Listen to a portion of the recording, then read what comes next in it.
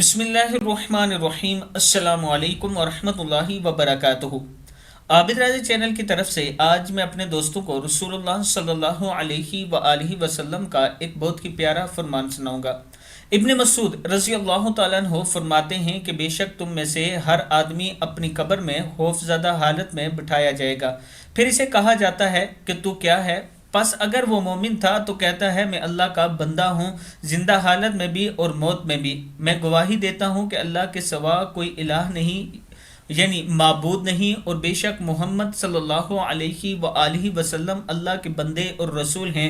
تو اس کی قبر جتنی چاہے کھل جاتی ہے، پھر وہ اپنی جنت میں مکان دیکھتا ہے، جنت میں اس کے لیے لباس اترتا ہے جسے وہ پہنتا ہے۔ کتاب کا حوالہ یہ نیچے موجود ہے، آپ دوست دیکھ سکتے ہیں۔ میں اپنے دوستوں سے گزارش کروں گا کہ اللہ تعالیٰ سے دعا کیا کریں کہ اللہ تعالیٰ ہمیں جنت الفردوس میں جگہ عطا فرمائے، اور اس ویڈیو کو بھی آپ دوستوں نے آگے ضرور شیئر کرنا ہے۔ السلام علیکم ورحمۃ اللہ وبرکاتہ۔